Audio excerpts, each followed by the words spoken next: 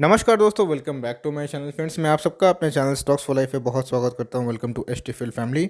Dear family members, बात की जाए दोस्तों आईडीएफसी फर्स्ट बैंक की, तो भाई उसमें हमें बहुत ही बेहतरीन तेज़ी देखने को मिली दोस्तों। तो इस तेज़ी के पीछे की पहले वजह हमें जाननी पड़ेगी। पहले दोस्तों मैं न्यूज़ बताऊँगा कि ये तेज़ क्यों है। और दोस्तों बात की जाए पिछले 1 सालों में, तो आज इसने अपना 52 वीक हाई टच किया। जी हाँ दोस्तों, ये इसका ऑल टाइम हाई नहीं है, मैं नोट करना चाहता हूँ। ये दोस्तों 52 वीक हाई को इसने टच किया। अभी कितना इसमें दम बाकी है, क्या पोटेंशियल है, चार्ट्स क्या बता रहे हैं दोस्तों, और आपको करना क्या चाहिए। क्या ये नेक्स्ट एचडीएफसी बैंक बन सकता है, या फिर दोस्तों आप देख सकते हैं कि बहुत जगह पे एक हाइप इसको लेके मचा हुआ है। यस दोस्तों, स्टॉक फंडामेंटली बहुत ही अच्छा है, लेकिन बात की जाए यहाँ से दोस्तों इसका भाव भी बहुत कम दिखाई पड़ रहा है। तो क्या 100 रुपया 200 500 जाने की इन फ्यूचर गुंजाइश रखता है? क्या है दोस्तों इसका असल फंडामेंटल्स, और किस रीजन से भागा है? फटाफट दोस्तों उस रीजन को पहले डिस्कस करूंगा। कि चैनल में फर्स्ट टाइम में सब्सक्राइब कर सकते हैं हम इस तरह के रेगुलर अपडेट सबसे पहले एक्सेस करने के लिए। Now without dealing in for time, let's begin. तो गाइस, आज हमें बहुत रैली देखने को मिली थी। इवन 14-15% तक ही हमें ये भागते हुए देखने को मिला। तो IDFC first bank rallies 11% in 2 days on strong retail loan growth. तो दोस्तों मैं बता दूं कि कोई भी बात की जाए, दो तरह के लोन होते हैं। बैंक दोस्तों जनरली एक कॉरपोरेट लोन बांटते हैं और दूसरा होता है रिटेल लोन। कॉरपोरेट लोन जो होते हैं दोस्तों, वो बहुत ही ज़्यादा अच्छे होते हैं, अच्छे ब्याज दर पे मिलते हैं, लेकिन उनका एक प्रॉब्लम होता है। जब वो डिफ़ॉल्ट होते हैं तो वो एनपीए बन जाते हैं। इसलिए दोस्तों एसेट क्वालिटी बैंक की बहुत इंपॉर्टेंट होती है। तो हमें दोस्तों ये देखना बनता है कि बैंकों की एसेट क्वालिटी कैसे सुधर रही है, उनके एनपीए कम हो रहे हैं, उनके काशा बढ़ रहे हैं, कैपिटल एडिक्वेसी बढ़ रहे हैं। तो दोस्तों जो रिटेल पार्ट है वो जनरली लोन डिफ़ॉल्ट नहीं करते हैं। छोटे मोटे मझोले दोस्तों अमाउंट वो लेते हैं और वो सीधा दोस्तों रिफ़ंड भी कर देते हैं। तो इसीलिए कोई ही बैंक का दोस्तों जो रिटेल लोन होता है वो बढ़ना सबसे बेहतरीन होता है, अति उत्तम होता है। तो इसलिए दोस्तों हमें रिटेल लोन की जो ग्रोथ है उसमें एक वृद्धि देखने को मिली इन Q3, जिसकी वजह से दोस्तों आज हमें रैली देखने को मिल रही है। तो गाइस, अगर मैं न्यूज़ को पूरा अंत तक पढ़ूँ तो आप देख सकते हैं कि shares of IDFC first bank moved higher by 7% to ₹44, लेकिन उसे 47 तक भी गया था on the BSE on Thursday, gaining 11% in the past 2 trading days after the bank reported strong retail loan growth during October, November और December quarter जो 3 financial 21 जो हम लोग को देखने को मिला 20-21 का। The stock was private lender and was trading close it's 52 week high level of ₹5550 touched on January 15, 2020। Friends, 1 साल के बाद इसने फिर से अपने जो जनवरी के हाई थे पिछले 1 साल पहले की बात की जाए तो हमें नया हाई बनते हुए देखने को मिल रहा है। किस लिए? तो इनके दोस्तों जो लोन पोर्टफोलियो है, बात की जाए रिटेल लोन की, तो उसमें एक बहुत ही जोरदार वृद्धि देखने को मिली। और दोस्तों ये जो लोन है, ये लोन बढ़ क्यों रहा है, मीन्स इतना जो ह्यूज ग्रोथ हमें देखने को मिल रहा है, इस ग्रोथ के पीछे दोस्तों असल वजह क्या है?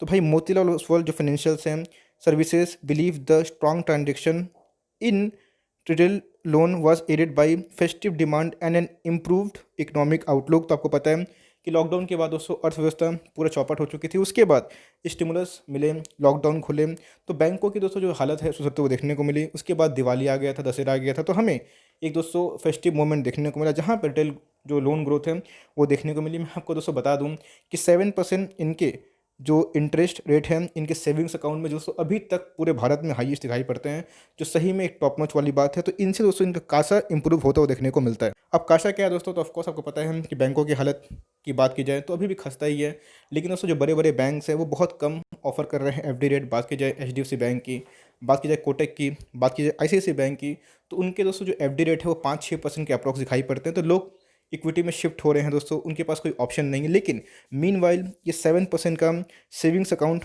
अगर ऑफर करता है तो बहुत दोस्तों इनके पास अकाउंट्स खुलेंगे। इवन दोस्तों मैंने खुद ही खुलवाया है। डिस्क्लेमर, मैं दोस्तों आपको खुलवाने की राय नहीं दे रहा हूँ, बट मेरे को दोस्तों एक पार्किंग करने के लिए कुछ एक जगह चाहिए था जहाँ पे मैं अपने पैसे को लिक्विडेट कर पाऊँ, जहाँ पे मुझे इक्विटी में अगर वैल्यू दिखाई पड़े तो मैं उस फंड को उधर से ट्रांसफ़र कर पाऊँ। तो दोस्तों मैंने रिसेंटली 7% इंटरेस्ट रेट पे इसमें अकाउंट खुलवाया है और मैं दोस्तों बहुत ही हैप्पी हूँ इनके सर्विसेज से। तो इसीलिए दोस्तों मैंने जब देखा कि मेरे पास इतने ऑप्शंस अवेलेबल नहीं हैं तो जो बेस्ट ऑप्शंस हैं, और 5 लाख तक दोस्तों इन्होंने इंश्योरेंस का लाइक जो स्टैम्प है दोस्तों वो मारा गया है मेरे पासबुक पे। तो भाई कहीं ना कहीं ये देखने को मिल रहा है कि 5 लाख तक आपके पैसे सुरक्षित हैं, जो कि दोस्तों ये आरबीआई का रूल्स है। तो एनीवेज इस वजह से जो इनिशिएटिव है दोस्तों, इसके वजह से हमें इनके कासा जो रेशियो होते हैं, current ratio, savings ratio means account वाले, वो दोस्तों काफ़ी सुधरते हुए देखने को मिले हैं और आगे भी दोस्तों अच्छे होने की संभावना है। तो ये तो हो गई न्यूज़ कि हमें दोस्तों ये क्यों भागते हुए देखने को मिले और कौन-कौन से पैरामीटर्स हैं, मैट्रिक हैं, जिनको आपको चेक करते रहना चाहिए। अगर बैंकिंग के शेयर्स में आप निवेश करते हैं, तो दोस्तों आपको बस तेज़ी से उत्तेजित नहीं होना है, आपको उसकी असल वजह पता होनी चाहिए, तब आप बेटर डिसीज़न ले सकते हैं। आज के दिनों में 10% की अपर सर्किट बोलना गलत होगा, उसको 10% से ऊपर तेज़ी दिखाई पड़ रही है। इसने आज का लो देख सकते हैं कि 42 का लगाया था और हाई कितना है दोस्तों 47 नया हाई देखने को मिल रहा है। ₹17 तक दोस्तों ये स्टॉक आ चुका था। उसके बाद एक बहुत ही अच्छी बाइंग अपॉर्चुनिटी थी। बात की जाए मार्केट कैप की तो देखते-देखते 26,000 करोड़ देखने को मिल रहा है। बात की दोस्तों इंडस्ट्री पी की तो 36 की है, इसका पी नहीं है बिकॉज़ दोस्तों इन्होंने लॉस पोस्ट किए थे। क्यों? तो इनके दोस्तों प्रोविजंस काफ़ी बढ़ते हुए देखने को मिले थे। इन्होंने प्रोविजनिंग काफ़ी जानबूझ के ज़्यादा मारी थी, जहाँ पे दोस्तों इनके अपकमिंग आपको पता है कि अगर डिफ़ॉल्ट नहीं होते हैं तो पैसा आ जाएँगे, लेकिन इस प्रोविज़निंग की वजह से इन्होंने लॉस पोस्ट किया था, जिसकी वजह से हमें दोस्तों इनका पी मिसिंग दिखाई पड़ रहा है। तो आप देख सकते हैं कि आज हमें 1 दिन में 10% की तेज़ी दिखाई पड़ रही है। 1 महीना में दोस्तों 25%, 3 महीना 45% अप है, 1 साल में भाई फ्लैट से दिखाई पड़ रहा है, 3 साल में दोस्तों नेगेटिव में है, 5 साल में नेगेटिव है। इसका मतलब जो लॉन्ग टर्म चार्ट है, वो हमें लुभावना दिखाई नहीं पड़ रहे हैं। लिस्टिंग होने के बाद दोस्तों एक डाउन ट्रेंड का स्टॉक बन चुका था, लेकिन अभी दोस्तों इसमें रिवाइवल हो रही है, ये बैंक ज़िंदा हो रहा है। ऑफ कोर्स दोस्तों तो ये एक रिटर्न शॉर्ट टर्म में अच्छा खासा दे रहा है, तो क्या लॉन्ग टर्म में एक पोजीशन बनाना बनता है। क्या है दोस्तों इनके फंडामेंटल्स, तो फटाफट दोस्तों उसको चेक कर लेते हैं। आप देख सकते हैं दोस्तों कि 40% का हमें स्टेक किसका देखने को मिल रहा है, प्रमोटर्स के द्वारा देखने को मिल रहा है, जो कि दोस्तों इनको 26% कभी ना कभी लाने ही पड़ेंगे। आपने देखा कि बहुत सारे प्राइवेट बैंक हैं 26 के ऊपर दिखाई नहीं देते हैं। बात की दोस्तों हमें इनके एफआईआई डीएस के अच्छे हेल्दी स्टेक दिखाई पड़ रहे हैं, लेकिन दोस्तों इसमें रिटेल पार्टिसिपेंट काफ़ी ज़्यादा है। ऐसा क्यों? तो भाई प्राइस सस्ता है, इस बात को लेके आप अंदाज़ा कर सकते हैं। प्लेज एक भी नहीं, लेकिन दोस्तों एक चीज़ आपको देखना बनता है, इंश्योरेंस कंपनी ने दोस्तों पिछले कुछ क्वार्टर में ह्यूज प्रॉफिट बुकिंग की है, जहाँ पे इंश्योरेंस कंपनी का स्टेक दोस्तों अभी तक के सबसे लोएस्ट स्टेक दिखाई दे रहे हैं। कंपनी कैसी है दोस्तों? कंपनी का पता है दोस्तों कि बैंकों की बात की जाए तो 3 चीज़ हमेशा याद रखिएगा। सबसे पहले बैंक की असल कमाई क्या होती है? NII, net interest income. दूसरा क्या होता है दोस्तों? काशा जितना बढ़ना चाहिए उनके हाथ में पैसे आएँगे। और तीसरा दोस्तों एनपीए जितना कम होगा उतना बैंक अच्छा एसेट क्वालिटी से होते हुए देखने को मिलेंगे। तो भाई इनके अगर इंटरेस्ट अर्न की बात की जाए तो बहुत ही शानदार दिखाई पड़ रहे हैं। 19 से 20 में आप देख सकते हैं कि गजब का दोस्तों इंटरेस्ट अर्न इन्होंने किया था।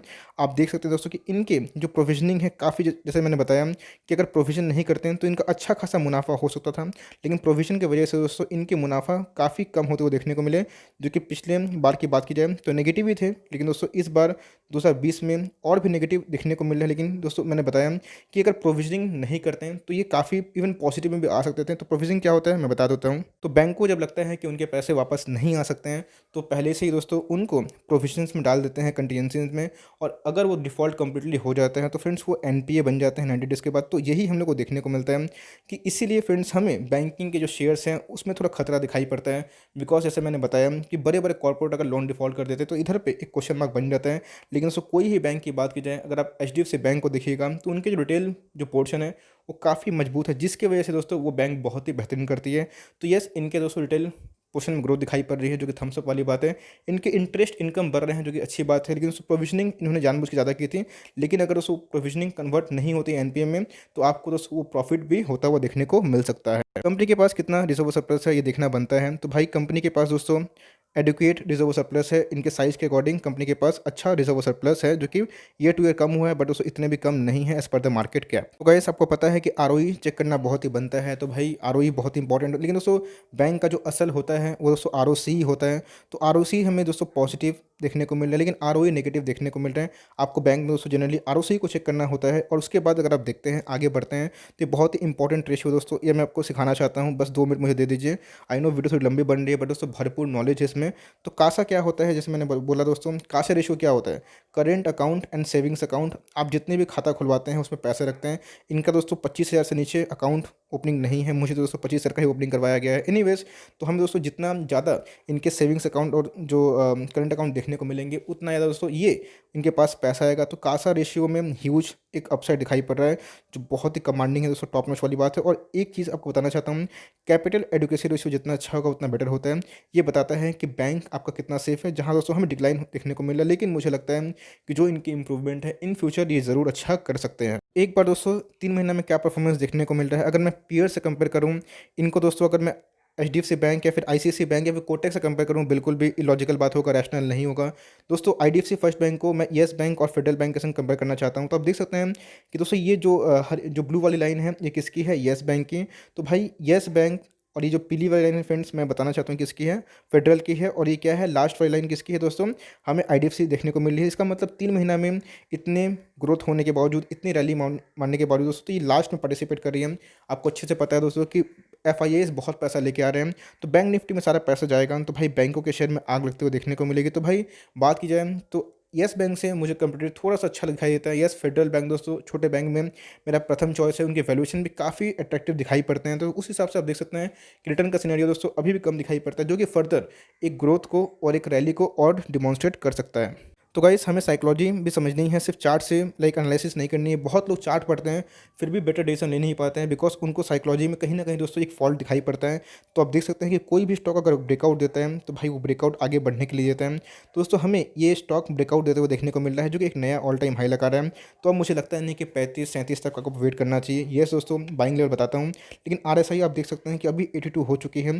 अगर आपको दोस्तों मैंने जो इनकी एनालिसिस करके बताई अगर अच्छे लगे हैं तो आप इसको लॉन्ग टर्म तक होल्ड कर सकते हैं। यस कंपनी सुधर रही है, कंपनी बेटर कर सकती है, लेकिन दोस्तों मैं हमेशा बोलता हूँ कि बैंकों में निवेश करना है तो बड़े बैंक के संग जाइए, बिकॉज उनके जो बड़े बैंक के दोस्तों बड़े एक सेफ्टी होते हैं, उनके कैपिटल एडिक्वेसी थोड़ा सा बेटर देखने को मिलते हैं। तो अभी की बात की जाए तो अभी दोस्तों do not take any position. जी हाँ दोस्तों मैं बोलूँगा, बिकॉज स्टॉक बहुत ही अभी हॉट हो चुका है, नया ऑल टाइम हाई लगाया है। अगर लेते भी हैं, आपको लेने का मन भी है, तो जो आज के दोस्तों जो लो है वो आपका स्ट्रिक्ट एसएल होना चाहिए, स्टॉप लॉस। और अगर आपकी एंट्री पॉइंट अगर मैं बोलूँ दोस्तों, तो जो आज का लो है उसको आप एंट्री पॉइंट कंसिडर कर सकते हैं। और अगर दोस्तों जो आज की बात की जाए 42-43 रुपये का लगभग मिलता है, तो वो फ्रेश एंट्री की जा सकती है। बिलो 40 के नीचे मिले दोस्तों तो आपको मिलती है मार्जिन ऑफ सेफ्टी, जहाँ पे आपकी लॉस की संभावना कम हो जाती है। लेकिन दोस्तों डिस्क्लेमर, मैं कोई निवेश की राय नहीं दे रहा हूँ, मैं आपको फैक्ट बता रहा हूँ। बिकॉज याद रखिएगा जो छोटे मझोले बैंक होते हैं अगर वो भागते हैं दोस्तों तो गिरते भी हैं।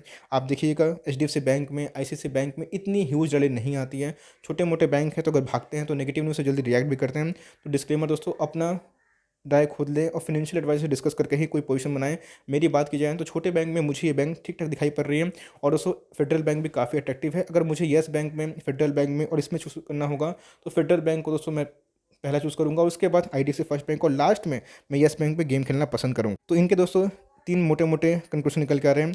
इनके नेट इंटरेस्ट इनकम बढ़ रहे हैं, इनके कासा बढ़ रहे हैं, कैपिटल एडुकेसी रेशियो थोड़ा कम हो रहा है, लेकिन दोस्तों बैंक प्रॉमिसिंग दिखाई पड़ रही है। और जिस हिसाब से इन्होंने अट्रैक्टिव सेविंग्स अकाउंट पे जो इंटरेस्ट रेट दिया है वो बहुत ही लुभावने लगते हैं। मैं बोलूँगा दोस्तों कि इमरजेंसी फंड के लिए आपको ऐसे बैंक को तलाश करना चाहिए। मैं इसकी बात नहीं कर रहा हूँ, लेकिन दोस्तों आप उधर पे पैसा डिप्लॉय करके रखिए जहाँ पे आपको एफडी का मज़ा और साथ साथ दोस्तों एक लिक्विडिटी मिले, जहाँ आपको पैसा ही बने और आप अपॉर्चुनिटी मिस भी ना कर पाए। So for timing that's the end of the video. News क्या थी और दोस्तों हमें क्या रणनीति अपनानी है। अगर दोस्तों वीडियो हेल्पफुल है तो एक लाइक कर दीजिएगा, चैनल फर्स्ट टाइम दोस्तों याद से सब्सक्राइब कर दीजिएगा। फर्दर कोई डाउट है उसको ड्रॉप कर सकते हैं। कोई स्टॉक को रिव्यू चाहिए उसका नाम भी जरूर ड्रॉप करें। I would love to make a video on demand. तो गाइस मिलते हैं जल्दी ही, तब तक के लिए bye. Thanks for friends, god bless you all.